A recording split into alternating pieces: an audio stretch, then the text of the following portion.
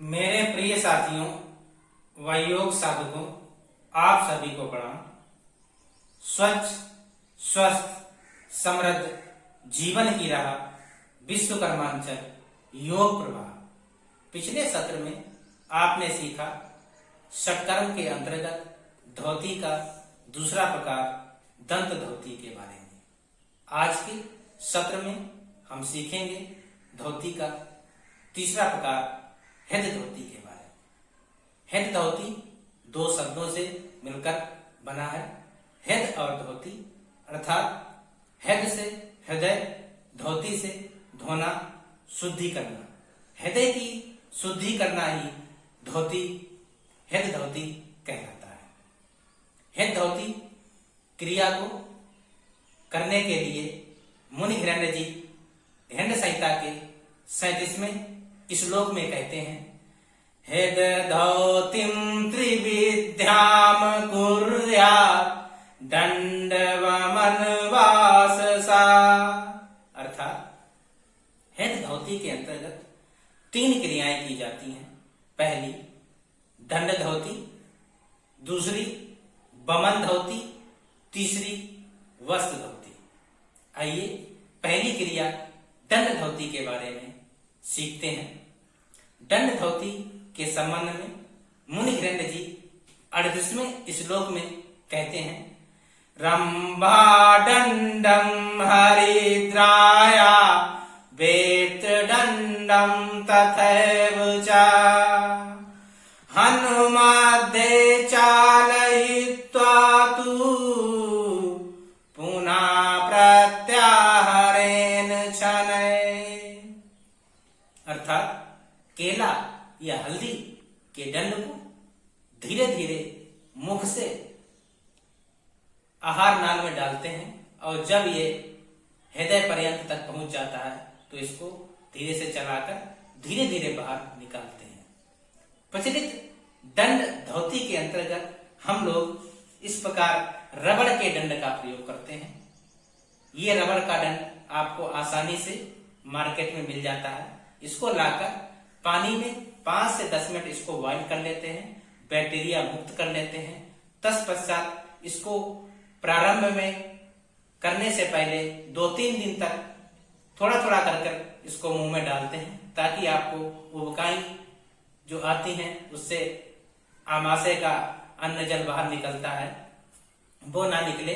और इसको 2-3 दिन इसका अभ्यास करने के बाद जब इस दंड धोती को करते हैं तो थोड़ा 1-2 गिलास पानी पीकर और धीरे धीरे इसको मुख से अंदर अपने आहार नाल के माध्यम से आमाशय में डालते हैं। और जब ये आमाशय में पहुंच जाता है तो स्वतः इससे दूसरे छोर से पानी निकलने लगता है। आमाशय का कफ, पित्त, अवशिष्ट पदार्थ, दूषित पदार्थ बाहर निकल जाते हैं।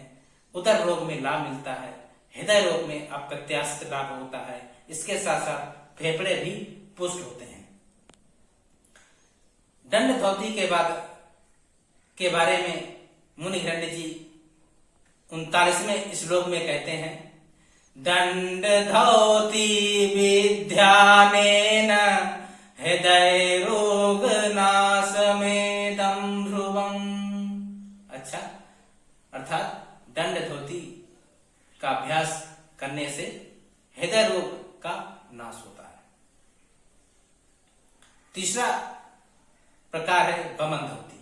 बमन धोती के बारे में मुनि हिरण्य जी कहते हैं 40वें श्लोक में, भोजनान्ते पिबेद्वारी चाकंठम पूरिता सुधी उददृष्टि क्षणं कृत्वा तद जलम बमरोत पुनः। अर्थात भोजन के बाद 4 से 5 गिलास गुनगुना नमकीन जल पीते हैं और जब जल कंठ तक भर जाता है तो ऊर्ध्व दृष्टि रखते हुए पूरा आमाशय का अन्न जल बाहर निकाल देते हैं। इस क्रिया को बमन धोती क्रिया कहा है मुनि हिरण्य जी ने। लेकिन प्रचलित बमन धोती के अंतर्गत हम लोग खाली पेट 5 से 6 गिलास गुनगुना नमकीन पानी पीकर जब पानी कंठ तक भर जाता है तो तर्जनी, माध्यमा और अनामिका उंगली की सहायता से जिह्वा पर घर्षण करते हैं और 4 से 5 बार में पूरे पानी को बाहर निकाल देते हैं। और इस क्रिया को करने से आमाशय का दूषित पित्त कफ बाहर निकल जाता है। दमा रोग में विशेष लाभ होता है। मुनि हिरण्य जी 41वें श्लोक में इसके लाभ के संबंध में कहते हैं, नित्याभ्यास योगेन कफा पित्तम निवारयेत्, अर्थात इसका नित्य अभ्यास करने से कफ पित्त के दोष दूर हो जाते हैं। तीसरी क्रिया है वस्त्र धौती। वस्त्र धौती के बारे में मुनि हिरण्य जी 42वें श्लोक में कहते हैं, चतुर अंगुल विस्तारम सूक्ष्म वस्त्र शनैर्गलेत् पुनः प्रत्याहारेण देत प्रोश्चयेत धौति कर्मकम्, अर्थात वस्त्र धौती के अंतर्गत 4 अंगुल चौड़ा व 15 हाथ लंबा वस्त्र, इस प्रकार सूती वस्त्र प्रयोग किया जाता है। ये इसको अच्छे तरीके से साफ स्वच्छ वस्त्र को प्रारंभ में आप इसको घी घृत में या शहद में मिक्स कर इसको जिह्वा के अंतिम छोर में रखते हैं और धीरे धीरे इसको निगलते हैं। जब ये आधा हाथ के करीब बाहर रह जाता है तो उसके बाद 5 से 10 मिनट के अंतराल से इसको बाहर निकाल लेते हैं। इस क्रिया को करने से आपको आपके आमाशय के सारे दोष दूर हो जाते हैं।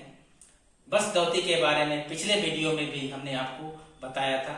इन सभी क्रियाओं को योग गुरु के निर्देशन में करना चाहिए। प्रैक्टिकल सेशन में इसको हम आपको करके दिखाएंगे, कैसे दंड धौती, कैसे बमन धौती, कैसे वस्त्र धौती की जाती है। वस्त्र धौती के लाभ के बारे में मुनि हिरण्य जी कहते हैं, गुल्म ज्वर प्लीहा कुष्ठम कफम पित्तम विनश्यति आरोग्यम बलपिष्टस्य भवेतस्य दिने दिने, अर्थात गुल्म, ज्वर, प्लीहा आदि रोग वस्त्र धौती करने से समाप्त हो जाते हैं। शरीर कफ व पित्त विकारों से दूर हो जाता है। शरीर पुष्ट होकर साधक को पूर्ण आरोग्य मिल जाता है। तो आइए इसी के साथ लाइक, शेयर और करें सब्सक्राइब अपने इस चैनल को सही।